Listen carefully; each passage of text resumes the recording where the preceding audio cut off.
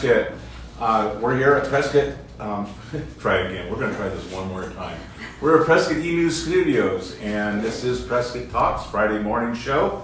And today we have Lynn Lemaster, who is our editor-in-chief, monitoring the comments section. So if you do have a comment today about our show and our guests, by all means type that in. And without further ado, I'd like to introduce Mr. Ken Bennett. Good morning, Glenn. Well, good morning, Ken. Thank you for coming in. And I know this was short notice. It was like yesterday about, 10 o'clock. Can you come in and talk to Glenn? And you were when Lynn calls, I try to always respond. Well, I coached a couple of her boys in soccer years ago, and they were good kids, and we've been friends ever since. Fantastic. Well, yeah, I'm very happy to have you today. Thank you. Thank you.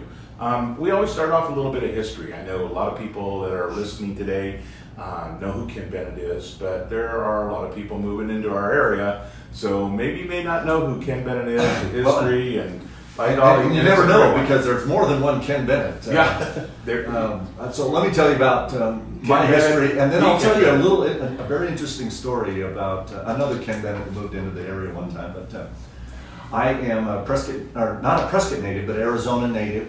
I would have been born in Prescott as my mother was, but her and Dad were going to school down at U of A in Tucson, so my brother David and I were born in Tucson. I'm the oldest of 7 children, 5 natural born and 2 adopted, but we moved back to Prescott. I was supposed to be the son of a farmer. Dad was got his degree in agriculture from U of A and was running a cotton farm down south of Tucson, but Mom drove myself and my brother up for Christmas Eve, '62, and they only had one car, so Dad had to come up on the bus the next day. And while Dad is on the way up on the bus, Mom gets a telegram from the owner of the farm informing her that their son, the family son, wanted the job that my dad had as the assistant farm manager. And so they released him by telegram on Christmas Eve. So Dad shows up at the bus stop, and Mom's got me in one arm and David in the other, and a telegram in her hand saying, "You don't have a job anymore, honey. Merry Christmas." Yeah. And so the family kind of decided to move back to Prescott, and Dad went to work for my grandparents, the Bulicheks, who had a gasoline distributorship company. And then a year or 2 later, he bought that business from them, and that became Bennett Oil Company. But the roots of that go all the way back into the 30s.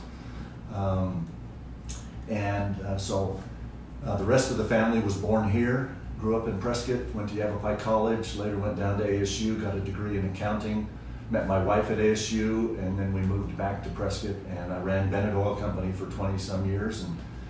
And then, and almost immediately, also got involved in politics. I had watched my father be active in the community, as well as my mom. Mom was the PTA president, and my Cub Den mother, and Dad was in the Lions Club. And so I'd always watched parents be active in the community. And so when Jean and I married and moved back up here, I decided I wanted to be involved in the community. And I can remember trying to decide whether I'd run for the school board or the city council. I picked the city council and got elected in 1985. I was just 25 years old, and at that time was the youngest city council person. But I've since been replaced. I was just thinking that the youngest one. Alexis Scholl is beat me by a long shot. I think she was 19 when she got elected. Yeah, so raised our family. I have 3 children. Our oldest is married, now has 4 of our grandkids, so I now have the best job in the world, and that's Papa. Yeah, there you go. And then I ran the family business, Bennett Oil, as I said, but I had a political career that started on the city council. I later volunteered to be on an education task force that Governor Symington put together. That led to an appointment. He appointed me to the State Board of Education. I did that for 7 years. And then I ran for the legislature and got elected to the state senate, served for 8 years, and finished out my last 4 as president of the Senate. And then came back into the private sector, really wasn't planning on anything in particular. And then Governor Napolitano left the governor's office early and to be on President Obama's cabinet. that meant that Jan Brewer ascended from being Secretary of State to Governor, and she appointed me to replace her as Secretary of State. We both then got reelected in 2010 and served what was considered our second terms. And then, as you know, or most listeners do, I ran for governor after being Secretary of State, but the state treasurer, Doug Ducey, won that primary and became the governor. So I've had kind of a dual career: business and politics, public service. Long lineage in the political arena, that's for sure. And I never forget, first time I heard Bennett for Senate. I mean, what a ring to it. That made a pretty good campaign sign.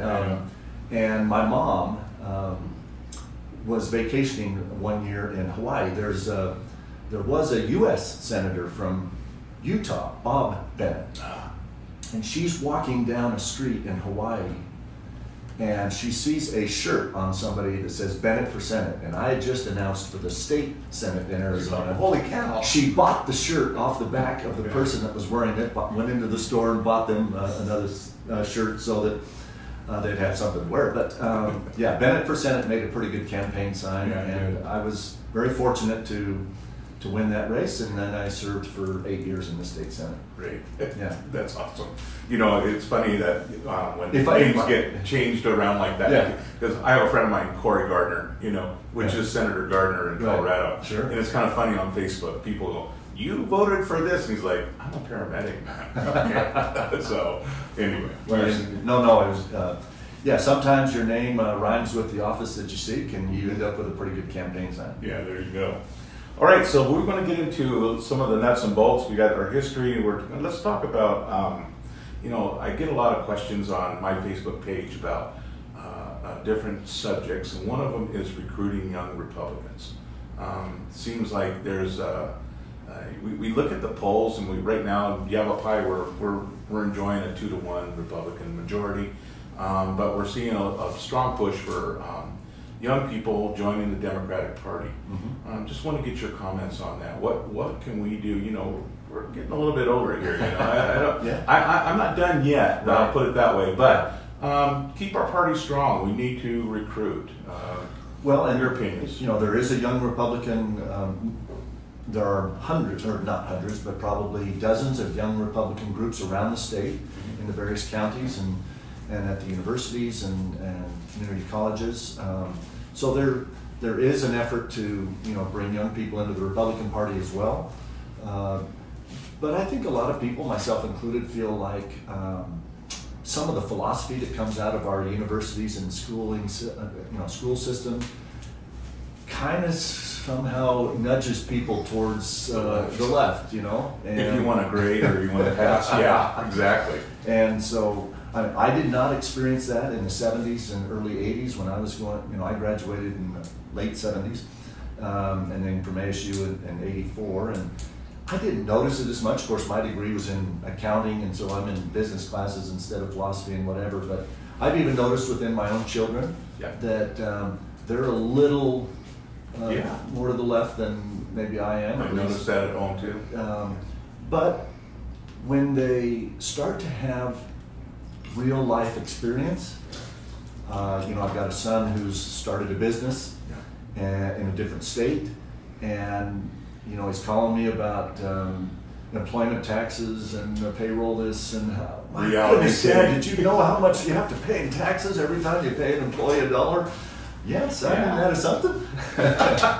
Reality check. Yeah. So, and there's the sayings that, if you're not a liberal when you're young, you're mean or whatever, but if you're not a conservative when you're older, you are dumb. Yeah. Because sometimes life just kind of, and that wasn't the exact quote, but along those lines. Life teaches you some stuff, and one of the things is it's important that as a party, as a Republican Party, that we keep a focus on helping young people to understand why it matters that we believe the way we believe.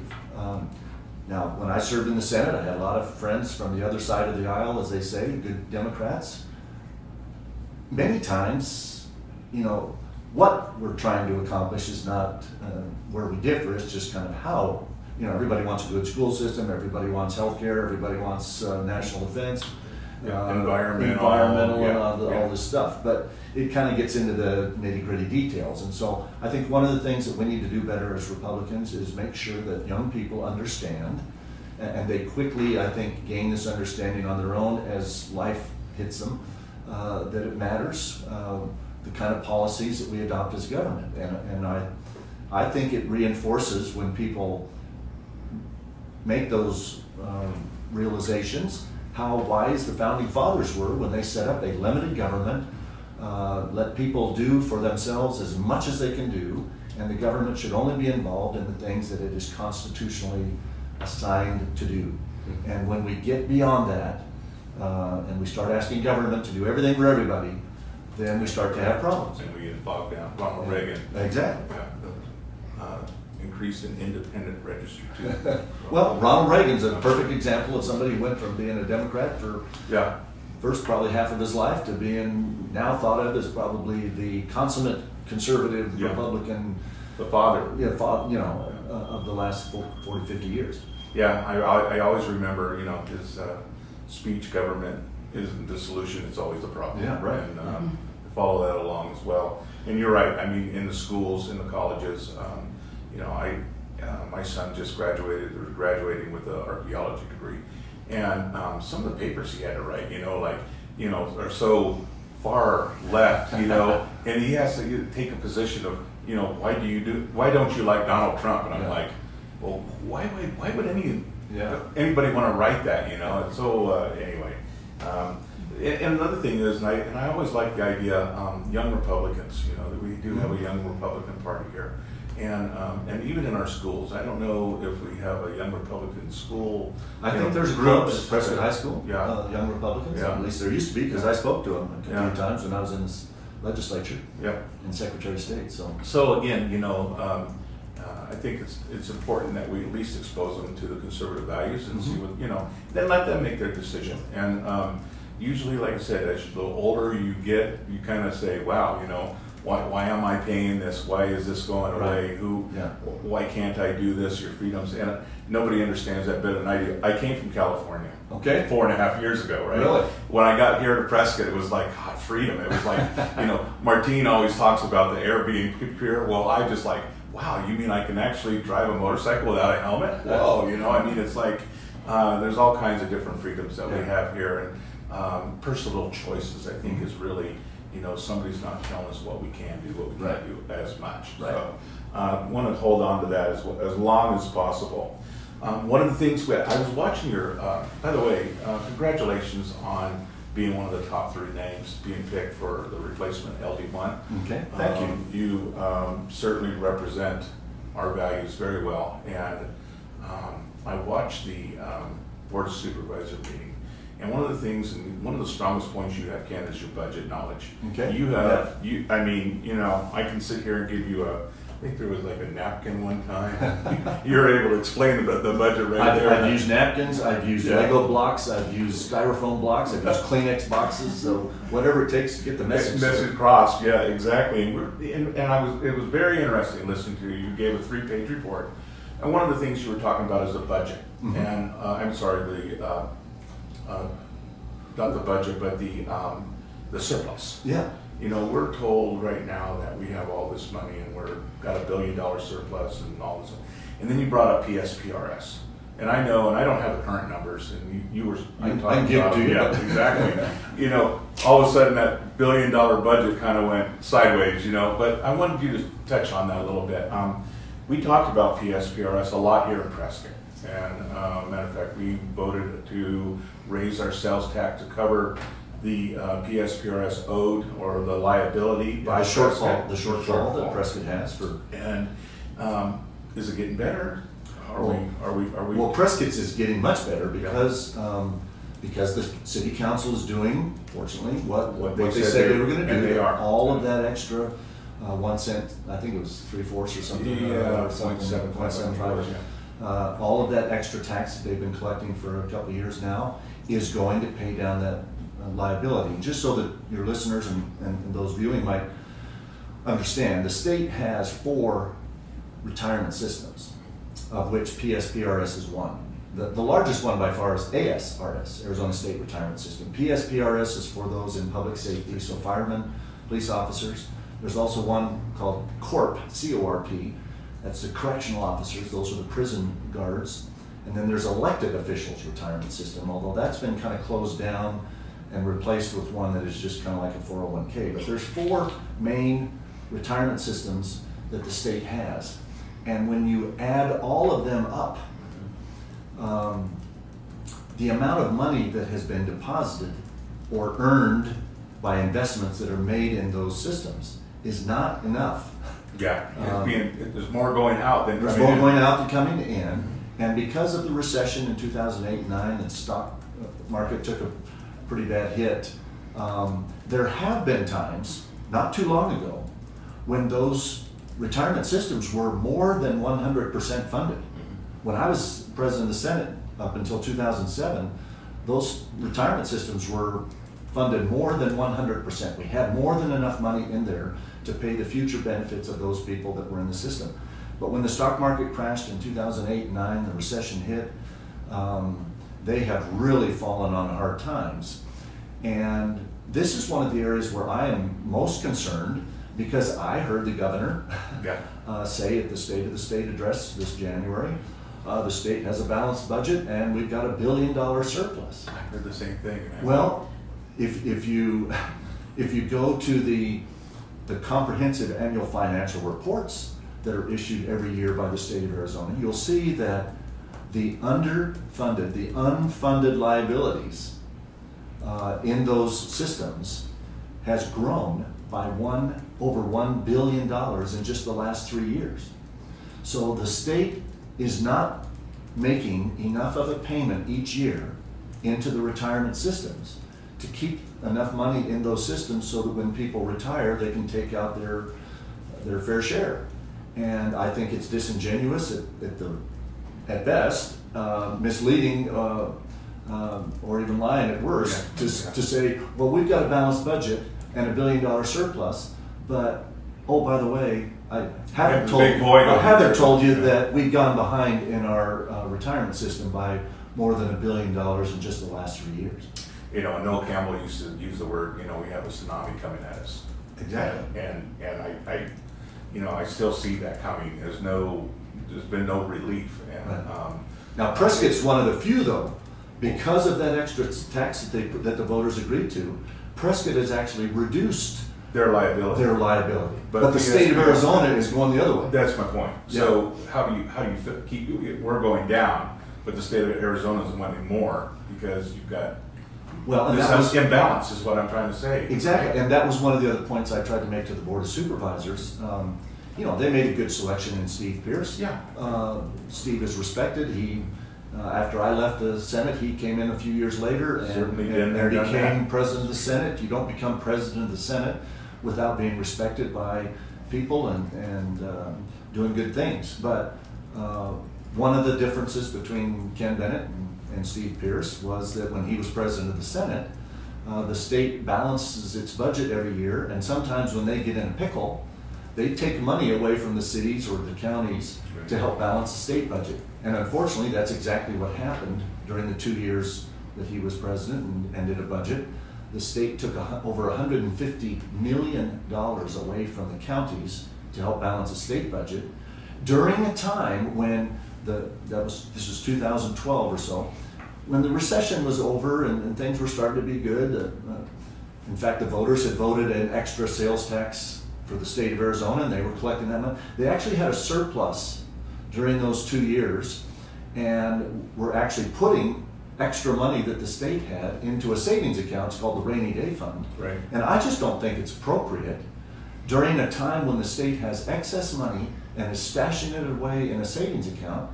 That should not have been the time when they continued to take $150 million away from the counties, and even more from the cities. So, you know, what the state budget is one of the most important things that the legislature does every year, and it's one of the most important things that we should hold our elected officials accountable. Our state senator, Karen Fann, and now Noel Campbell and Steve Pierce, how they manage the state finances and the state budget is very important.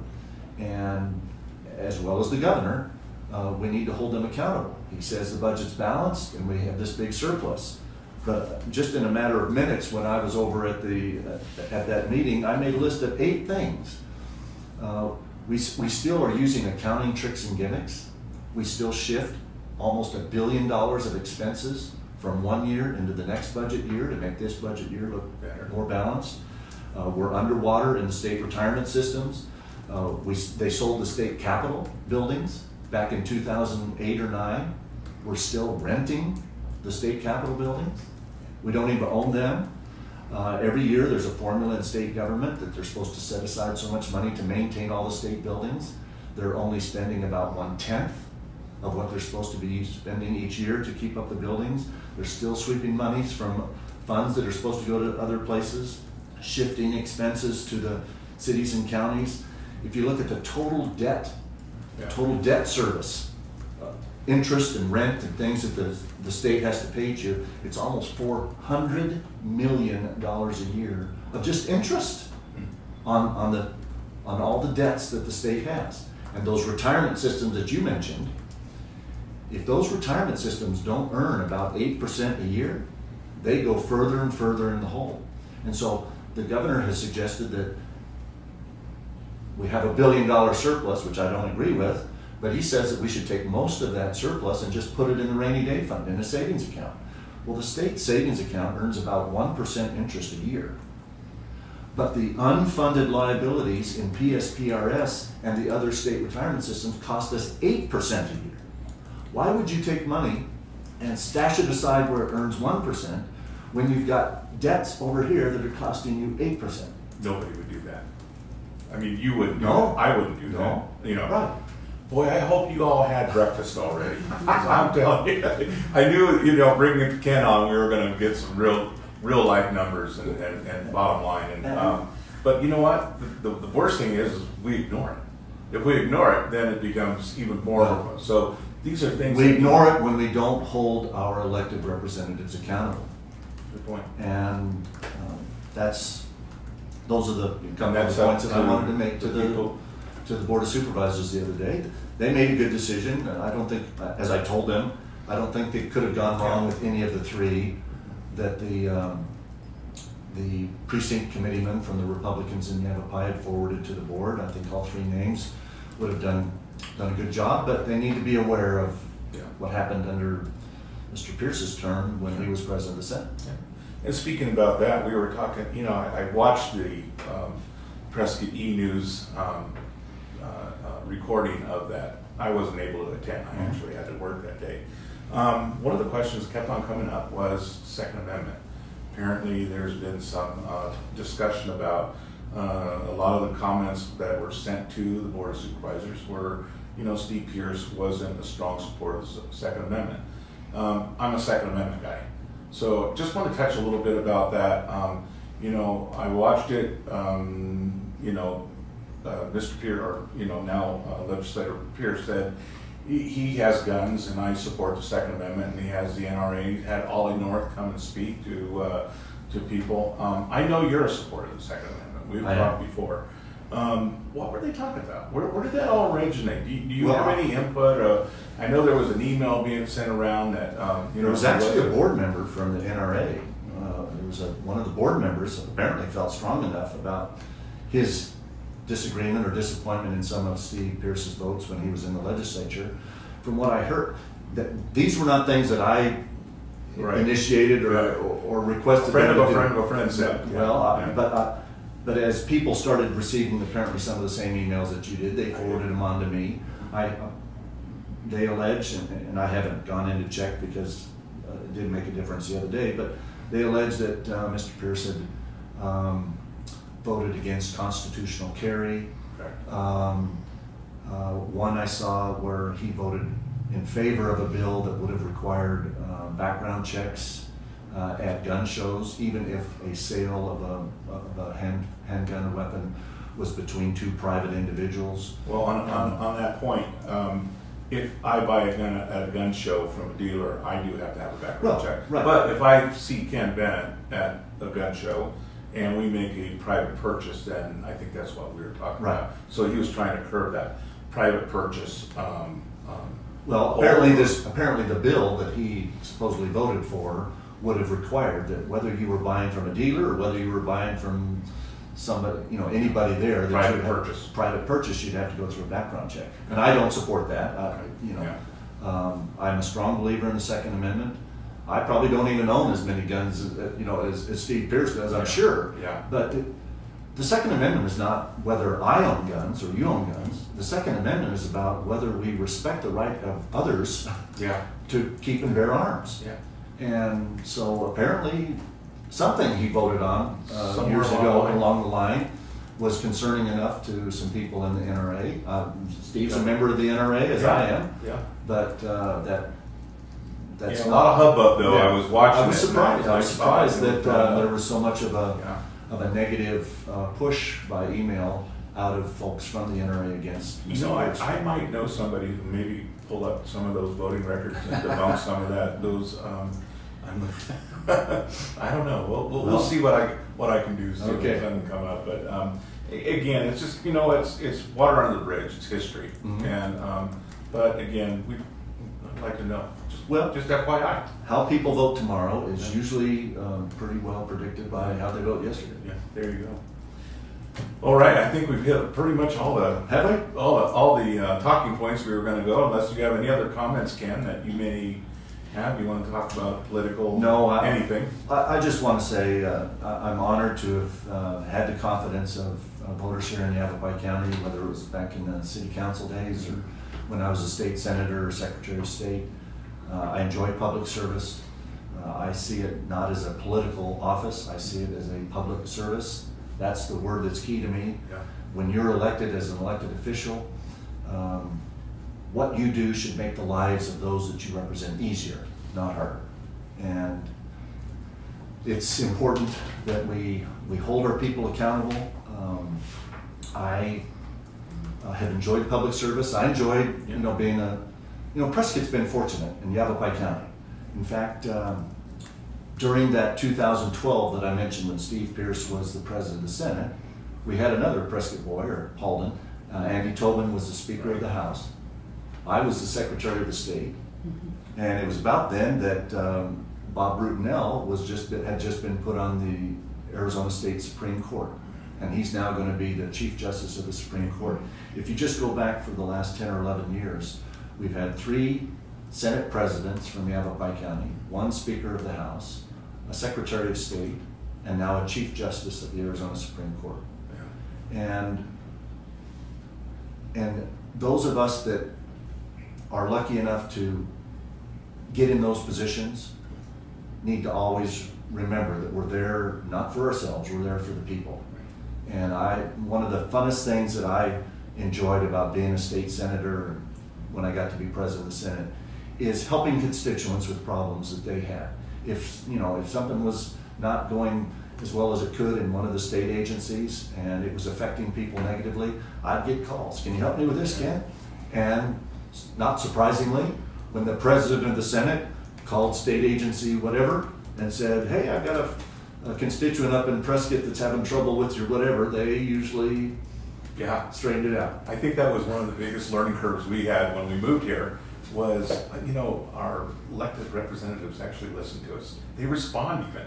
I would send emails or letters to my representatives in California, and it was going off into a dark hole. Yeah. And lo and behold, man, whenever I contacted a representative here in Yavapai or Noel Campbell, I got a response within 24 hours, and I was just blown away. Wow, these guys really do listen, and they do. And I believe that. I talked to Jack Smith. He's my representative now on the board of supervisors, and he does listen. And we don't always agree, but you know what? Overall, I support Jack. He does a great job, and just count on that. You're not going to agree with. No, you're never going to. None of us are. The only way 2 people are going to agree on everything all the time is one of them has to be asleep. Yeah. Good point. And so. Even my wife and I just celebrated 37 years. Yeah. We don't agree on everything, but we respect each other and we work it out, and on we go. And so we're blessed to have good legislators in Ken Karen Fan and Noel Campbell and Steve Pierce. And when we disagree with them, we should be able to say that respectfully and treat them with the same respect. And my wife's probably watching right now, and I just want to go on record that I always agree with you. Okay? So there's never a disagreement. Ken, future political aspirations, any? I don't have anything specific. I've never had a plan that, okay, I'm going to do this so that I can do that, so that I can do that, and then go over there. Suddenly. I just take each step at where can I serve best. Yeah. I really like being a grandpa, and Jean, now that our grandkids live out of state, and you know, that's the best job I think going in the world. I'm not ruling out anything in the future, but I don't have anything in specific plans right now. Yeah. And as long as I think I have found out in the last 2 runs for governor that unless you have a couple extra zeros in your bank account than I usually do. You know, I spent $100,000 in the Republican primary last year and got 30% of the vote.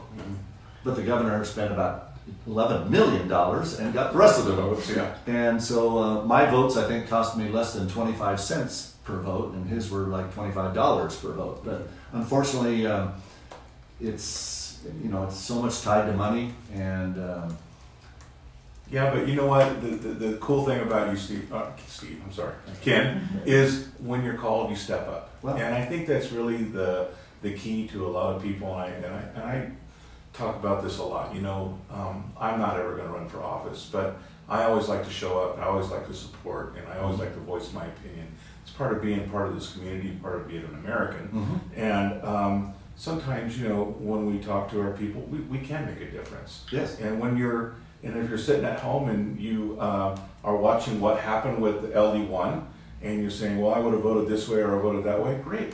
If you're a Republican, become a PC. Yeah. There's PCs that are needed out there. Well, and that's let's get involved. What I'm trying to say is, don't sit back and be a keyboard warrior. Get involved. Yeah. You know. Well, and you know, that process was changed about 15 years ago to make the PCs a precinct committeeman, whether you're a Democrat, Republican, or whatever.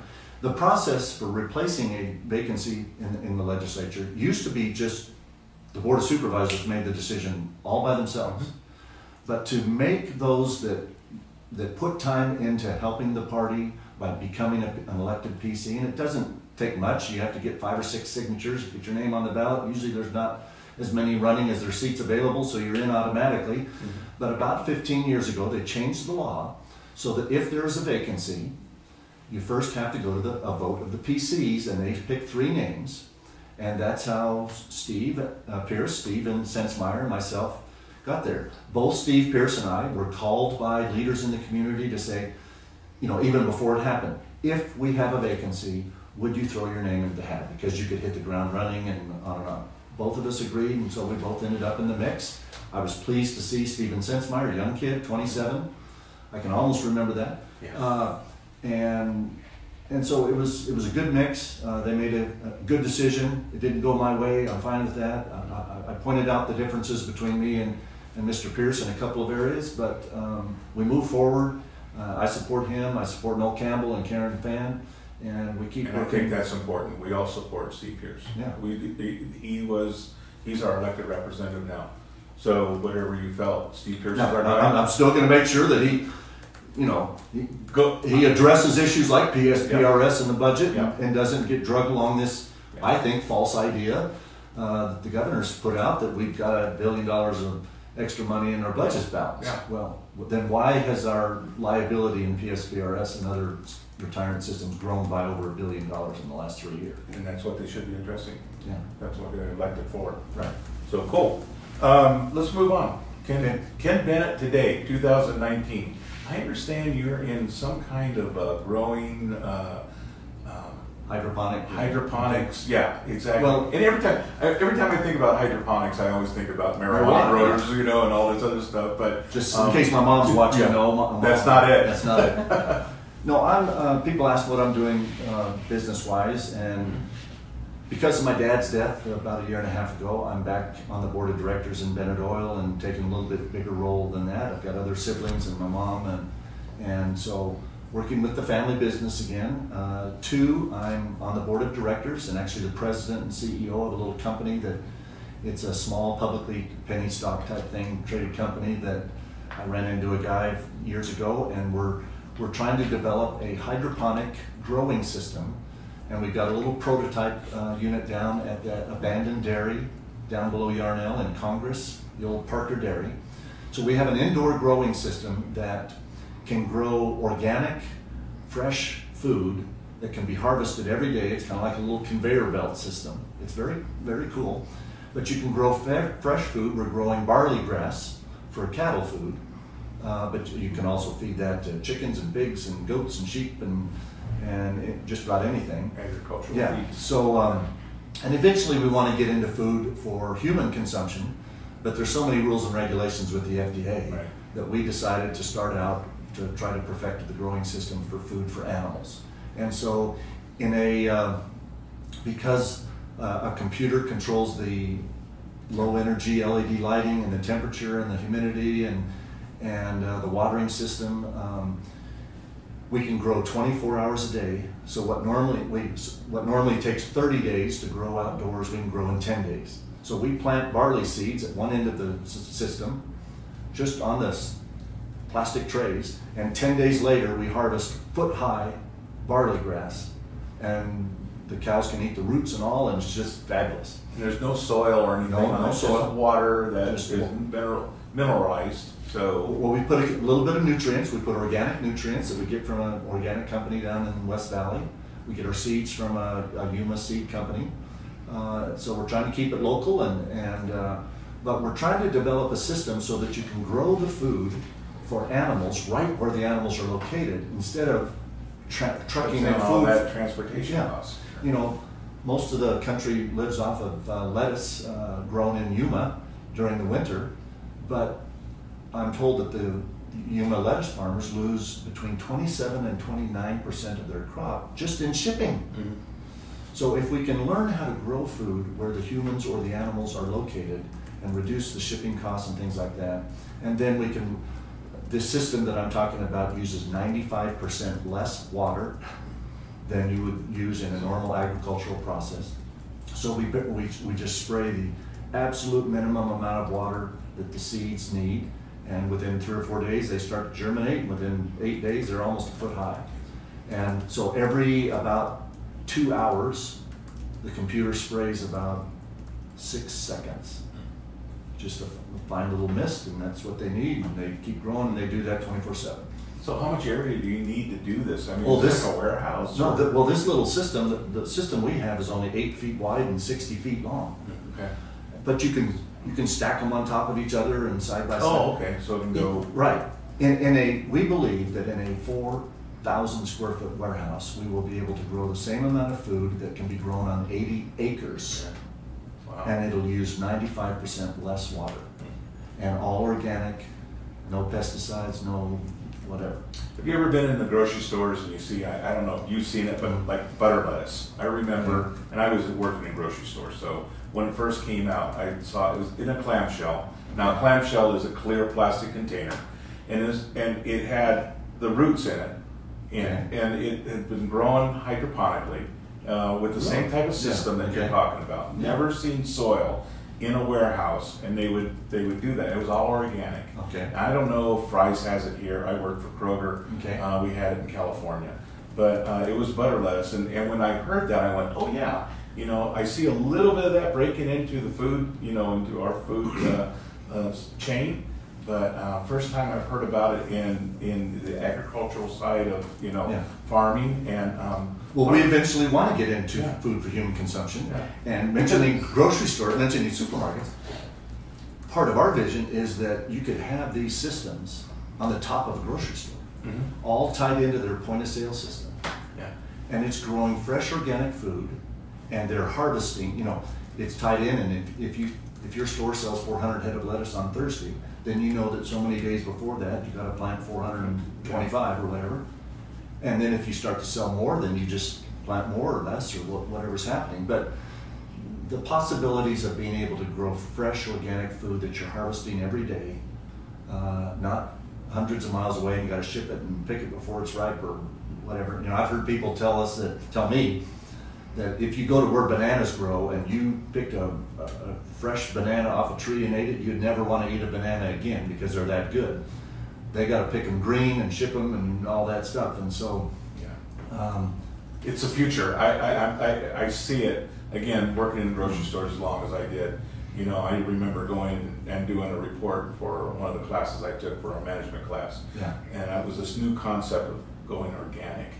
And everybody looked at me going, organic? What are you talking about? You know, and you know, I don't mean to date myself in any way.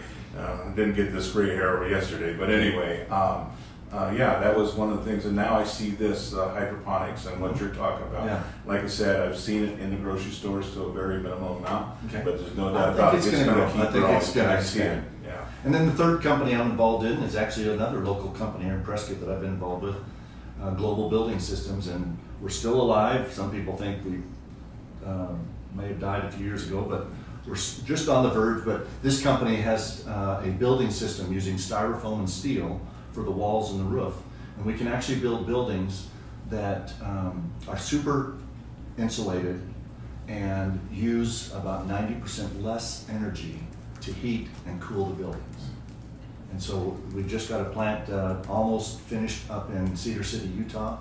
It's going to be the first full-term production plant that sells walls and ceiling panels for building homes and commercial buildings. So those walls are already built, they're shipped out, and then they're just placed. You just kind of place them together, glue them together, and the building is very tight as far as air leaking in and out. And then you can heat and cool those buildings with about 10% of the normal energy that, you know, instead of needing a 150,000 BTU heater system, you can have a 15,000. That's interesting because we had Jason Giese on, Okay. and he was speaking of the same thing, the future of building. And he was talking about how the walls are being built off-site and then they're brought in and they're just, you know, put together. So it's kind of very similar. And there's other companies trying to do it, and there's probably a few that are doing it a little different, but ahead of the game to where we are. But we've got a patented technology, and there's about 60 investors from around the Prescott and Arizona area that invested in the company years ago. Unfortunately, we came out of R&D in 2008, right when the housing market crashed, and so we haven't sold as many homes as we had hoped the last 10 years or so. But we're finally on the verge of getting ready to do that, I think. Fantastic. We have any other questions, Lynn? Are we? Not right now. We don't. So. Just anything else you wanted to add or talk about? I hit all my questions. Is there anything else you want to bring up, Ken, or speak up, or address the folks? I will always like to end as I thought I was about to 10 or 15 minutes ago by just saying thank you to people. I've been very fortunate. The people expressed confidence in me when I was just 25 and I got elected to the city. I think they were actually confident in my parents and my grandparents who brought me up. In fact, I can remember Steve Pierce's dad and mom wrote the nicest letter to the editor in the paper when I was running for city council. And so I'm sure, I just appreciate people that have expressed confidence in me back all the way to the city council days and then later in the state senate and the secretary of state. And we just have to be diligent as citizens. Pay enough attention. I mean, the reason we have a democratic republic, and this is one thing you were talking about younger people, we don't have a democracy. No. The American government is not a democracy. A democracy would be we all vote on everything all the time and 51% wins. And it fails usually. Yeah. Yeah. But the founding fathers they wanted the democratic aspect of the people being involved, but they said we need a democratic republic, so the people choose representatives, and then those representatives go down and make decisions for the best of us. And that involves a responsibility as citizens where we not only have to elect them, but we got to watch and make sure they're doing what we want them to do. And be involved. Yeah. Be involved. That's the key thing is if you don't like something or if you do like something. I think it's important that we acknowledge people when we agree with them, as well as acknowledge them when we may not. But be involved, and that makes them stronger. It makes our community stronger, our country stronger.